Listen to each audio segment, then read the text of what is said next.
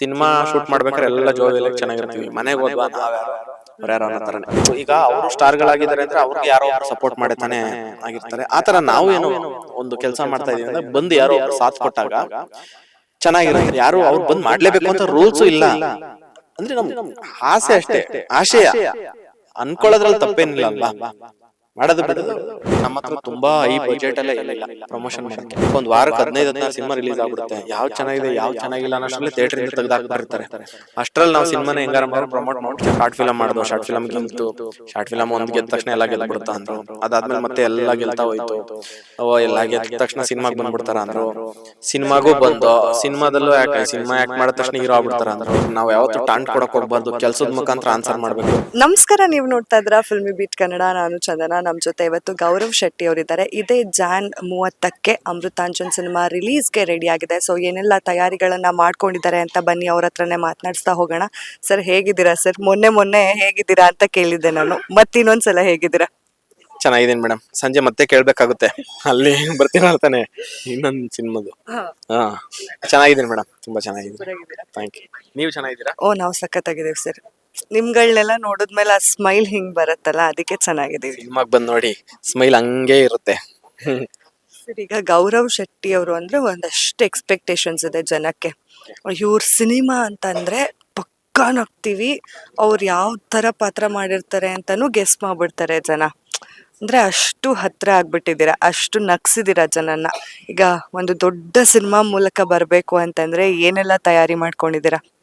Madam, ತಯಾರಿ ಮಾಡ್ಕೊಳ್ಳೋದಕ್ಕೆ already ಎಲ್ಲ ಸಿನಿಮಾ ಶೂಟ್ ಆಗಿ ಸಿನಿಮಾ ರೆಡಿ ಇದೆ. ಸಿನಿಮಾ ಮಾಡ್ಬೇಕಾದ್ರೆ ತಯಾರಿ ಮಾಡ್ಕೊಂಡಿದೀವಿ ಚೆನ್ನಾಗಿ. ಸಿನಿಮಾ ರಿಹರ್ಸಲ್ ಆಗಿರ್ಬೋದು, ಜನಕ್ಕೆ ಯಾವ ತರ ನಾವು ಎಂಟರ್ಟೈನ್ ಮಾಡ್ಬೇಕು. ಪ್ರಮೋಷನ್ ತಯಾರಿ ಅಂದ್ರೆ ಅದೇ, ನಮ್ಮ ಹತ್ರ ತುಂಬಾ ಹೈ ಬಜೆಟ್ ಎಲ್ಲ ಏನಿಲ್ಲ ಪ್ರಮೋಷನ್ ಮಾಡಕ್ಕೆ. ದೊಡ್ಡ ದೊಡ್ಡ ಸಿನಿಮಾಗಳು ಮಾಡೋ ತರ ಎಲ್ಲ ಇನ್ಫ್ಲೂಯೆನ್ಸರ್ಸ್ ಇದಾರೆ. ಬಟ್ ಅಂದ್ರೆ ರೀಚ್ ಚೆನ್ನಾಗಿದೆ. ಬಟ್ ಇದು ಸಿನಿಮಾ ಅಂತ ರಿಜಿಸ್ಟರ್ ಆಗ್ಬೇಕಲ್ವಾ. ಅಂದ್ರೆ ಸಿನಿಮಾ ರಿಲೀಸ್ ಆಗೋವರೆಗೂ ನಾವು ಎಷ್ಟೇ ಪ್ರಮೋಷನ್ ಮಾಡಿದ್ರು ಸಾಲದು ಮೇಡಮ್, ಇವಾಗಿರೋ ಸದ್ಯದ ಪರಿಸ್ಥಿತಿಲಿ. ಯಾಕೆಂದ್ರೆ ಮುಂಚೆ ಆದ್ರೆ ಒಂದು ವಾರಕ್ಕೆ ಒಂದೆರಡು ಸಿನಿಮಾ ರಿಲೀಸ್ ಆಗ್ತಾ ಇತ್ತು. ಸೊ ಆ ಥಿಯೇಟ್ರಲ್ಲಿ ಆ ಸಿನಿಮಾ, ಈ ಥಿಯೇಟ್ರಲ್ಲಿ ಈ ಸಿನಿಮಾ ಚೆನ್ನಾಗಿದ್ರೆ ಈ ಸಿನಿಮಾ ಜನಕ್ಕೆ ನೋಡ್ತಾ ಇದ್ರು, ಆ ಥಿಯೇಟ್ರಲ್ಲಿ ಚೆನ್ನಾಗಿದ್ರೆ ಆ ಸಿನಿಮಾ ನೋಡೋರು. ಬಟ್ ಇವಾಗ ಒಂದು ವಾರಕ್ಕೆ 15-16 ಸಿನಿಮಾ ರಿಲೀಸ್ ಆಗ್ಬಿಡುತ್ತೆ. ಯಾವ ಚೆನ್ನಾಗಿದೆ ಯಾವ ಚೆನ್ನಾಗಿಲ್ಲ ಅನ್ನೋಷ್ಟ್ರಲ್ಲಿ ಥಿಯೇಟರ್ ಇಂದ ತೆಗೆದಾಕ್ಬಿಟ್ಟಿರ್ತಾರೆ. ಅಷ್ಟ್ರಲ್ಲಿ ನಾವು ಸಿನಿಮಾನ ಹೆಂಗಾರ ಮಾಡ್ಬಿಟ್ಟು ಪ್ರಮೋಟ್ ಮಾಡ್ಬಿಟ್ಟು ಚೆನ್ನಾಗಿ, ಅಂದ್ರೆ ನಾವು ಬಲವಂತವಾಗಿ ಚೆನ್ನಾಗಿದೆ ಅಂತ ಹೇಳ್ತಾ ಇಲ್ಲ. ಸಿನಿಮಾ ನೋಡಿದೀವಿ, ಆಮೇಲೆ ಒಂದು ಸ್ಕ್ರೀನಿಂಗು ಮಾಡಿದೀವಿ, ತುಂಬಾ ಇಷ್ಟಪಟ್ಟಿದ್ದಾರೆ. ನೀವು ಓಕೆ, ಇಡೀ ಫ್ಯಾಮಿಲಿಲಿ ಯಾರನ್ನಾರು ಒಬ್ರನ್ನ ಕಳಿಸಿ ನೀವು ಫಸ್ಟ್ ಡೇ. ಅವ್ರ ಇಷ್ಟ ಇದೆ ಚೆನ್ನಾಗಿದೆ ಅಂದ್ರೆ ಇಡೀ ಫ್ಯಾಮಿಲಿ ಕರ್ಕೊಂಡ್ಬಿಟ್ಟು ನೋಡಿ. ನೋಡ್ದೇನೆ ಜಡ್ಜ್ಮೆಂಟ್ಗೆ ಬರಬೇಡಿ ಸಿನಿಮಾ. ಸರಿ, ಈಗ ಇನ್ನೊಂದು ಏನಾಗತ್ತೆ ಅಂತ ಹೇಳಿದ್ರೆ, ಅಂದ್ರೆ ಈಗ ಶಾರ್ಟ್ ಫಿಲಿಮ್ಸ್ ಮಾಡ್ಕೊಂಡ್ ಬಂದಿರೋರು ದೊಡ್ಡ ಸಿನಿಮಾ ಏನ್ ಮಾಡ್ತಾರೆ ಬಿಡು, ಅದೇ ತರ ಇರುತ್ತೆ, ಅದೇ ಫಾರ್ಮ್ಯಾಟ್ ಇರುತ್ತೆ ಅಂತ ಕ್ರಿಟಿಸೈಸ್ ಮಾಡಿರೋಂಥವ್ರ ಸಂಖ್ಯೆ ಕೂಡ ನಿಮ್ ಲೈಫಲ್ಲಿ ಇರುತ್ತೆ. ಆ ಎಕ್ಸ್ಪೀರಿಯನ್ಸ್ನ ಕೂಡ ಮಾಡಿರ್ತೀರ. ಸೊ ಅಂತ ಕ್ರಿಟಿಸೈಸ್ ಮಾಡಿದವ್ರಿಗೆ ಏನಾದ್ರು ಟಾಂಟ್ ಕೊಡೋದಾದ್ರೆ? ಟಾಂಟ್ ಏನು ಅವಶ್ಯಕತೆ ಇಲ್ಲ ಮೇಡಮ್. ನಾವು ಯಾವತ್ತು ಟಾಂಟ್ ಕೊಡಕ್ ಹೋಗ್ಬಾರ್ದು, ಕೆಲ್ಸದ ಮುಖಾಂತರ ಆನ್ಸರ್ ಮಾಡ್ಬೇಕು.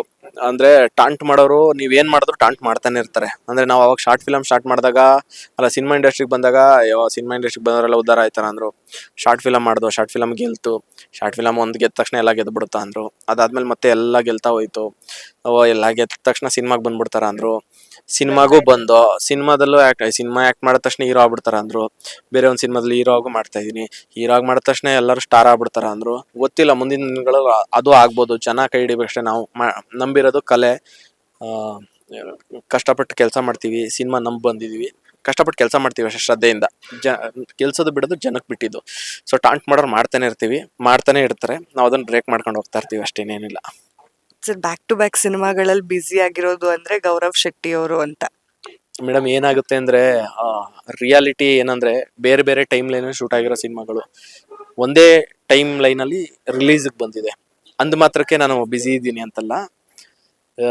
ಅಂದ್ರೆ ನವೆಂಬರ್ ಅಲ್ಲಿ ಬ್ರಾಟ್ ಆಯ್ತು, ಡಿಸೆಂಬರ್ ಅಲ್ಲಿ super hit cinema trailer release ಆಯ್ತು. ಹೌದು, ಡೆವಿಲ್ ಅಲ್ಲೂ ಆಯ್ತು. ಈಗ ಜಾನ್ವರಿಯಲ್ಲಿ ಅಮೃತಾಂಜನ್ನು, ಈಗ ಫೆಬ್ರವರಿಯಲ್ಲಿ ರಕ್ಕಸಪುರದೋಳು, ಇನ್ನ ಸೂಪರ್ ಹಿಟ್ ಕೂಡ ಇದೆ ಫೆಬ್ರವರಿ ಎಂಡ್ ಅಲ್ಲಿ. ಮಾರ್ಚ್ಗೆ ಸದ್ಯಕ್ಕೆ ಯಾವ್ದು ಇಲ್ಲ.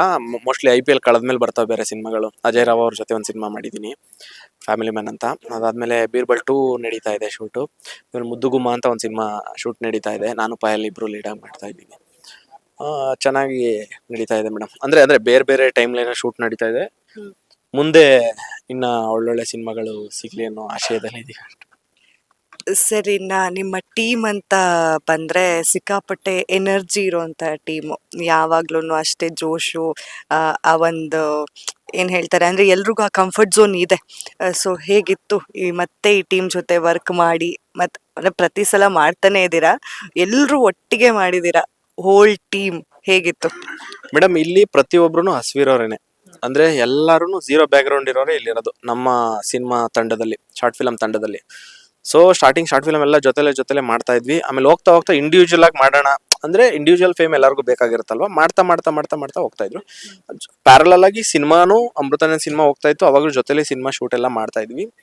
ನಮ್ದು ಅಜೆಂಡಾ ನಮ್ ಸಿನಿಮಾ ತಂಡದ ಏನಂದ್ರೆ, ಸಿನಿಮಾ ಶೂಟ್ ಮಾಡ್ಬೇಕಾದ್ರೆ ಎಲ್ಲ ಜೋವಿಯಲಾಗಿ ಚೆನ್ನಾಗಿರ್ತೀವಿ. ಮನೆಗೆ ಹೋದ್ವಾ ನಾವ್ಯಾರೋ ಅವ್ರ್ಯಾರೋ ಅನ್ನೋ ತರನೇ, ಏನೋ ಕೆಲ್ಸದ್ದು ವಿಚಾರ ಹಂಗಾಗಿ ಪರ್ಸನಲ್ ಏನು ಇರಲ್ವಲ್ಲ. ಸೊ ಹಂಗಾಗಿ ನಮ್ ಟೀಮ್ ಇವತ್ತಿಗೂ ಹಂಗೆ ಇದೆ, ಚೆನ್ನಾಗಿ ಕೆಲಸಗಳೆಲ್ಲ ನಡೀತಾ ಇದೆ, ಮುಂದೆನೂ ಹಂಗೆ ಇರುತ್ತೆ. ಅಂದ್ರೆ ಈಗ ಒಂದು ತಂಡ ಅಂತ ಇದ್ದೇ ಇರುತ್ತೆ.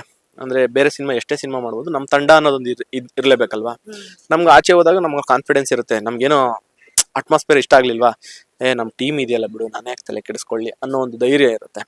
ಎಲ್ಲರಿಗೂ ಅದೊಂದು ಟೀಮ್ ಬೇಕು, ಅದೊಂದು ಟೀಮ್ ನಮ್ ಕಾನ್ಫಿಡೆನ್ಸ್. ಸರ್, ಇನ್ನ ನಂಗೆ ನೀವ್ ಹೇಳ್ತಾ ಇದ್ರೆ ಒಂದಷ್ಟು ವಿಷಯಗಳು ತಲೆಯಲ್ಲಿ ಓಡ್ತಾ ಇತ್ತು. ಹೆಂಗಿರ್ಬೋದು ಇವ್ರ ಆಫ್ ಸ್ಕ್ರೀನ್ ಕೆಮಿಸ್ಟ್ರಿ ಎಲ್ಲರ ಜೊತೆ ಅಂತ ಹೇಳಿ. ಅಂದ್ರೆ ಅದು ಮ್ಯಾರಿಡ್ ಕಪಲ್, ಶ್ರೀಭವ್ಯ ಅವರು ನೀವು. ಯೂಶಲ್ ಆಗಿ ನಿಮ್ಮಿಬ್ರು ಪೇರ್ ಕ್ಲಿಕ್ ಆಗಿತ್ತು ಕೂಡ. ಅಂದ್ರೆ ಒಂದು ಸ್ಕೂಟಿ ಒಳಗಡೆ ಅವರು ಇದಿಟ್ಕೊಂಡಿರೋದಾಗಿರ್ಬೋದು, ಅಂದ್ರೆ ಇನ್ನೊಂದು ಕಪಲ್ ನಿಮ್ಮ ಮನೇಲಿ ಇದ್ದಾಗ ಈ ತರ ಒಂದಷ್ಟು ಸೀಕ್ವೆನ್ಸ್ ಗಳೆಲ್ಲ ವರ್ಕ್ ಆಗಿತ್ತು. ಈ ಸಿನಿಮಾದಲ್ಲಿ ಹೇಗಿರ್ಬೋದು ನಿಮ್ಮಿಬ್ರದ್ದು ಜುಗಲ್ ಬಂದಿನ ಹೇಗೆ? 100% ಮೇಡಮ್. ಇಷ್ಟು ವರ್ಷ ಏನ್ ನೋಡಿದೀರಾ ನಮ್ಮಿಬ್ರದ್ದು ಪೇರಲ್ಲಿ, ಇದ್ರ ನೆಕ್ಸ್ಟ್ ಲೆವೆಲ್ ವರ್ಷನ್ ನೋಡ್ತೀರಾ.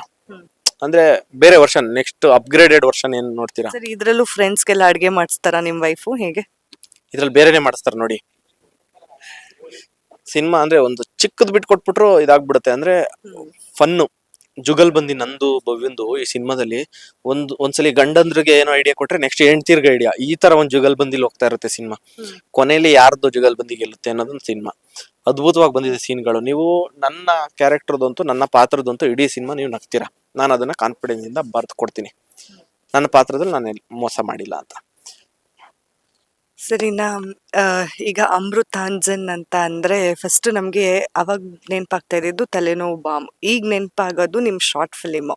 ಈಗ ಸಿನಿಮಾ ಬರ್ತಾ ಇದೆ, ಎಷ್ಟು ಖುಷಿ ಇದೆ ಸರ್. ಅಂದ್ರೆ ಅದು ಪ್ರಾಸೆಸ್ಸೇ ತುಂಬಾ ಚೆನ್ನಾಗಿದೆ. ಅಂದ್ರೆ ಆಲ್ಮೋಸ್ಟ್ ಒಂದು 2.5 ಇಂದ 3 ವರ್ಷ ಟೈಮ್ ಹಿಡ್ದಿರ್ಬೋದು. ಆ ಪ್ರಾಸೆಸ್ ಅಲ್ಲಿ ಏನೆಲ್ಲ ಇತ್ತು ಅಂದ್ರೆ, ನೀವು ಕುಡ್ಕೊಂಡ್ ಬೇರೆ ಆಕ್ಟ್ ಮಾಡಿದೀರ ಅಂತಲ್ಲ ನೀವು, ಕಾರ್ತಿಕ್ ಅವರು, ಇದ್ರ ಬಗ್ಗೆ ಎಲ್ಲ ಏನ್ ಹೇಳ್ತೀರಾ? ಅಂದ್ರೆ ನಮ್ ಸರ್ಗೆ ಡೀಟೇಲಿಂಗ್ ತುಂಬಾ ಮುಖ್ಯ ಆಗಿ ಒಂದೆರಡು ಸೀನ್ಗೆ ಬೇಕೇ ಬೇಕು ಅಂತ ರಿಹರ್ಸಲ್ ಮಾಡಿದಾಗ ಚೆನ್ನಾಗಿ ಬಂದಿತ್ತು ಸೀನು. ಅಲ್ಟಿಮೇಟ್ಲಿ ನಮ್ಗೆ ನಾವು ಜನ ನಗಬೇಕು ಜನ ಅಷ್ಟೇ. ಇಲ್ಲ, ಇವಾಗ ನಾನು ಕಾಲೇಜಲ್ಲಿ ಇದ್ದಾಗ ಕುಡಿತಾ ಇದ್ದೆ, ಎಲ್ರಿಗೂ ಗೊತ್ತದ ಆಕ್ಚುಲಿ. ಬಟ್ ಇವಾಗಿಲ್ಲ, ಕಂಪ್ಲೀಟ್ ಆಗಿ ನೋ ಸ್ಮೋಕಿಂಗ್, ನೋ ಡ್ರಿಂಕಿಂಗ್ ಇವಾಗಿಲ್ಲ. ಈಗ ಸುತ್ತಮುತ್ತ ಇರೋರ್ಗೆ ಗೊತ್ತಿರುತ್ತೆ, ನಮ್ಮ ಟೀಮ್ ಅವ್ರಿಗೆ ಗೊತ್ತಿರುತ್ತೆ. ಏನ್ ಕೇಳಿದ್ರಿ ಕ್ವಶನ್?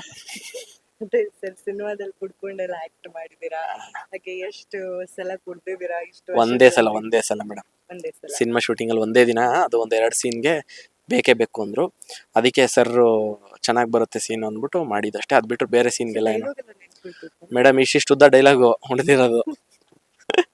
ಎಲ್ರು ಅದನ್ನೇ ಕೇಳೋರು, ಮಗ ಹೆಂಗ್ ಡೈಲಾಗ್ ಹೆಂಗ್ ನಿಂತ್ಕೊಂಡಿದ್ಯಾ, ಸೀನ್ ಹೆಂಗ್ ನಿಂತ್ಕೊಂಡಿದ್ಯಾ, ಒಂದೇ ಟೇಕಲ್ಲಿ ಇಷ್ಟಿಷ್ಟುದ್ದು ಹೆಂಗೆ ಅಂತ ಗೊತ್ತಿಲ್ಲ. ಅದೇನೋ ನಮ್ಗೆ ಮುಂಚೆ ಕಾಲೇಜ್ ಟೈಮಲ್ಲಿ ಅಭ್ಯಾಸ ಇದ್ದಿದ್ದು ಹೆಲ್ಪ್ ಆಗಿದೆ ಅಂತ. ಯಾಕೆಂದ್ರೆ ಆ ಕೆಪಾಸಿಟಿ ಇವಾಗ ವರ್ಕ್ ಆಗಿದೆ ಸಿನಿಮಾ ಟೈಮಲ್ಲಿ. ನಾನು ಇಮ್ಯಾಜಿನ್ ಮಾಡಿದೆ ಸರ್, ಹೇಗಿರ್ಬೋದ ಸೀನ್. ನಾನು ಹೇಳ್ತಾ ಇಲ್ವಾ, ನೀವು ಇಮ್ಯಾಜಿನ್ ಮಾಡ್ಕೊಳಕ್ ಆಗಲ್ಲ, ಆ ಲೆವೆಲ್ಗೆ ಸೀನ್ಗಳಿದೆ. ನೀವು ಸಿನಿಮಾ ರಿಲೀಸ್ ಆದ್ಮೇಲೆ ನನಗೆ ಸಿಗ್ತಿರಲ್ಲ, ಅವಾಗ ನೀವೇ ಹೇಳ್ತೀರಾ. ಅಂಡ್ ಒಂದು ಸೀರಿಯಸ್ ಪ್ರಶ್ನೆ ಅಂತಾನೆ ಹೇಳ್ಬೋದು. ಅಂದ್ರೆ ನೀವ್ ಹೇಳ್ತಿದ್ರಿ ಈಗ ನಮ್ಮ ಸಿನಿಮಾಗೆ ಸಪೋರ್ಟ್ ಅಂತ ಇರೋದೇ ಇವಾಗ ಮಾಧ್ಯಮದವ್ರು. ಯಾಕಂದ್ರೆ ನಮ್ಗೆ ದೊಡ್ಡ ದೊಡ್ಡ ಸ್ಟಾರ್ಸ್ ಅಂತ ಯಾರು ಸಪೋರ್ಟ್ ಮಾಡ್ಲಿಲ್ಲ ಅಂತ ಹೇಳಿ. ಅದ್ರ ಬಗ್ಗೆ ಬೇಸರ ಏನಾದ್ರು ಇದೆಯಾ? ಏನು ಸರ್? ಬೇಸರ ಏನಿಲ್ಲ ಮೇಡಮ್, ನಮ್ಗೊಂದು ಆಶಯ ಇತ್ತಷ್ಟೇ. ಯಾರು ಒಬ್ರು ಬಂದು ನಮ್ಗೆ ಟ್ರೈಲರ್ ಲಾಂಚ್ ಮಾಡ್ಕೊಡೋದು, ಇನ್ನೊಂದು ಮಾಡ್ಕೊಡೋದು. ಯಾಕೆಂದ್ರೆ ಹೊಸ್ದಾಗಿ ಯಾರೋ ಒಬ್ರು ಈಗ ಅವರು ಸ್ಟಾರ್ಗಳಾಗಿದ್ದಾರೆ ಅಂದ್ರೆ ಅವ್ರಿಗೆ ಯಾರೋ ಒಬ್ರು ಸಪೋರ್ಟ್ ಮಾಡೇ ತಾನೇ ಆಗಿರ್ತಾರೆ. ಆತರ ನಾವು ಏನೋ ಒಂದು ಕೆಲಸ ಮಾಡ್ತಾ ಇದೀವಿ ಅಂದ್ರೆ ಬಂದು ಯಾರೋ ಒಬ್ರು ಸಾಥ್ ಕೊಟ್ಟಾಗ ಚೆನ್ನಾಗಿರುತ್ತೆ. ನಾಳೆ ದಿನ ಸಿನಿಮಾ ರಿಲೀಸ್ ಆಗಿ ಚೆನ್ನಾಗಾದಾಗ ಅಯ್ಯೋ ನಾನು ಸಪೋರ್ಟ್ ನಿಂತ್ಕೋಬೇಕಾಗಿತ್ತು ಅನ್ಕೊಳ್ಳೋದ್ಕಿಂತ ಸಿನಿಮಾ ರಿಲೀಸ್ಗೂ ಮುಂಚೆನೆ ಮಾಡ್ಬೋದಾಗಿತ್ತು. ಬಟ್ ಪರವಾಗಿಲ್ಲ, ನಮ್ಗೆ ಅಂದ್ರೆ ನಾವು ಯಾರನ್ನೂ ಮಾಡ್ಲೇಬೇಕು ಅಂತ ಕೇಳಕ್ ನಮ್ಗೆ ಅಧಿಕಾರ ಇಲ್ಲ. ಯಾರು ಅವ್ರು ಬಂದ್ ಮಾಡ್ಲೇಬೇಕು ಅಂತ ರೂಲ್ಸು ಇಲ್ಲ. ಅಂದ್ರೆ ನಮ್ಗೆ ಆಸೆ ಅಷ್ಟೇ, ಆಶಯ ಅನ್ಕೊಳ್ಳೋದ್ರಲ್ಲಿ ತಪ್ಪೇನಿಲ್ಲ ಅಲ್ವಾ. ಮಾಡೋದು ಬಿಡೋದು ಬಿಟ್ಟಿದ್ದು ಅಂದ್ರೆ ನಾವು ಕೇಳಿದ್ದು ಅಷ್ಟೇ, ಬಂದು ಸೀದಾ ಮಾಡ್ಬಿಡಿ ಅಂತ. ನಮ್ ಕಂಟೆಂಟ್ ನೋಡಿ ಚೆನ್ನಾಗಿದ್ರೆ ಮಾತ್ರ ಒಂದ್ ಸ್ವಲ್ಪ ಸಹಕಾರ ಕೊಡಿ ಅಂತ ಅಷ್ಟೇ. ಪರವಾಗಿಲ್ಲ, ಅಂದ್ರೆ ನಮ್ ಕೈಲಾಗಿದ್ದು ನಾವು ಪ್ರಯತ್ನ ನಾವು ಮಾಡ್ತಾ ಇದೀವಿ. ಯಾಕೆ ಅಲ್ಟಿಮೇಟ್ಲಿ ಕಂಟೆಂಟ್ ಚೆನ್ನಾಗಿದೆ, ನಮ್ಗೆ ಅದ್ರ ಮೇಲೆ ಕಾನ್ಫಿಡೆನ್ಸ್ ಇದೆ. ಸರಿನಾ, ನಿಮ್ಮನ್ನ ಕೇಳಲೇಬೇಕಾದಂತಹ ಪ್ರಶ್ನೆ ಏನಪ್ಪಾ ಅಂದ್ರೆ, ಇವಾಗ ಗಿಲ್ಲಿ ನಟ ಅವರು ಬಿಗ್ ಬಾಸ್ ನ ವಿನ್ ಆಗಿದ್ದಾರೆ. ಅದಕ್ಕೂ ಮುಂಚೆನೆ ಪೋಸ್ಟ್ ಹಾಕೊಂಡ್ಬಿಟ್ಟಿದ್ರು, ಸೂಪರ್ ಹಿಟ್ ತಂಡದವರು ಗೆದ್ದಿದ್ದಾರೆ, ಕಂಗ್ರ್ಯಾಚುಲೇಷನ್ಸ್ ಅಂತ.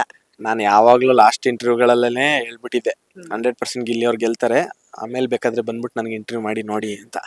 ಅಷ್ಟು ಕಾನ್ಫಿಡೆನ್ಸ್ ಅಂತ ಹೇಳಿದ್ದೆ ನಾನು ಮುಂಚೆನೆ. ಏನಿಲ್ಲ, ಅವ್ರಿಗೆ ಅಷ್ಟು ಪ್ರೀತಿ ಸಿಗ್ತಾ ಇದೆ, ಅಷ್ಟು ಚೆನ್ನಾಗಿ ಗೆದ್ದು ಇದೆಲ್ಲ ಮಾಡ್ತಾ ಇದ್ರೆ. ಎಷ್ಟೊಂದು ಜನ ಹೊಸ ಕಲಾವಿದರಿಗೆ ಸ್ಫೂರ್ತಿ ಇದೆ, ಇನ್ಸ್ಪಿರೇಷನ್. ಯಾಕೆಂದ್ರೆ ಅವ್ರು ನೋಡಿದಾಗ ನಮ್ಮ ಫ್ಯೂಚರ್ ಇದೇ ತರ ಇರುತ್ತೆ ಅನ್ನೋ ಒಂದು ಆಶಯ, ಕನಸು. ಎಲ್ಲ ಕಲಾವಿದ್ರದ್ದು ಅದೊಂದು ಕನಸಲ್ವಾ. ಕೆಲಸ ಮಾಡ್ತಾ ಹೋಗ್ಬೇಕು, ಯಾವತ್ತೋ ಒಂದಿನ ಕೈ ಹಿಡಿತಾರೆ ಜನ ಕೆಲಸ ಚೆನ್ನಾಗಿದ್ದಾಗ. ನಾವು ಕೆಲಸ ಮಾಡ್ಕೊಂಡು ಹೋಗ್ತಾ ಇರ್ಬೇಕು. ಒಳ್ಳೇದಾಗ್ಲಿ, ಕಂಗ್ರ್ಯಾಚುಲೇಷನ್ಸ್ ಗಿಲ್ಲಿ ಅವ್ರಿಗೆ.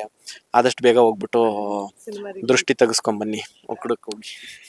ಅಂಡ್ ಆಲ್ಸೋ ಸಿನಿಮಾ ಬೇರೆ ಇವಾಗ ರಿಲೀಸ್ ರೆಡಿ ಇದೆ, ಸೊ ಪ್ರಮೋಷನ್ಸ್ಗೂ ಬಂದ್ಬೇಡಿ ಅಂತ. ನಮ್ ಸೂಪರ್ ಹಿಟ್ ಸಿನಿಮಾ ಅವರು ಲೀಡೇ ಅಲ್ವಾ, ಅವ್ರು ಬರ್ಲೇಬೇಕು. ಇಬ್ರು ಲೀಡ್ ಆಗಿ ಮಾಡಿದ್ಮೇಲೆ ಅವ್ರ ಸಿನಿಮಾನು ಇದು ಸೂಪರ್ ಹಿಟ್. 100% ಗಿಲ್ಲಿ ಫ್ಯಾನ್ಸ್ ಎಲ್ಲ ಸೇರಿ ಗೆಲ್ಸ್ತಾರೆ ಅನ್ನೋ ಕಾನ್ಫಿಡೆನ್ಸ್ ಅಲ್ಲಿ ಇದೀವಿ. ಸರಿ, ನಾ ಕೊನೆಯದಾಗಿ ಸಿನಿಮಾ ಬಗ್ಗೆ ಏನ್ ಹೇಳ್ತೀರಾ?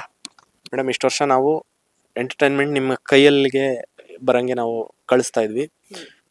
ಆ ಕಾನ್ಫಿಡೆನ್ಸ್ನ ನಾವು ಕೊಟ್ಟಿದೀವಿ ಅಂತ ನಾನು ಅನ್ಕೊಂಡಿದೀನಿ. ಆ ಕಾನ್ಫಿಡೆನ್ಸ್ ನಿಮ್ಗಿದ್ರೆ ದಯವಿಟ್ಟು ಒಂದೇ ಒಂದ್ಸಲಿ ನೀವು ನಮ್ಮ ಹತ್ರ ಬನ್ನಿ ಥಿಯೇಟರ್ಗೆ. ಆ ಕಾನ್ಫಿಡೆನ್ಸ್, ಆ ನಂಬಿಕೆನ ನಾವು ಉಳಿಸ್ಕೊಂತೀವಿ ಅಂತ ನಾನು ಕೇಳ್ಕೊತಾ ಇದ್ದೀನಿ. ದಯವಿಟ್ಟು January 30th ಸಿನಿಮಾನ ಥಿಯೇಟರ್ಗೆ ಬಂದು ಸಿನಿಮಾ ನೋಡಿ ಸಪೋರ್ಟ್ ಮಾಡಿ. Thank you very much. Thank you sir, thank you so much. ನಿಮ್ಮ ಎಲ್ಲ ಪ್ರಾಜೆಕ್ಟ್ಸ್ಗೂ ಆಲ್ ದ ಬೆಸ್ಟ್. ಹಾಗೆ ಎಲ್ಲಾನು ಯಶಸ್ಸನ್ನು ತಂದ್ಕೊಡ್ಲಿ, ಇನ್ನು ಸಾಕಷ್ಟು ಸಿನಿಮಾಗಳನ್ನು ಮಾಡಿ ದೊಡ್ಡ ಮಟ್ಟದಲ್ಲಿ ಹೆಸರು ಮಾಡಲಿ ಅನ್ನೋದು ನಮ್ಮ ಆಶಯ. Thank you so much.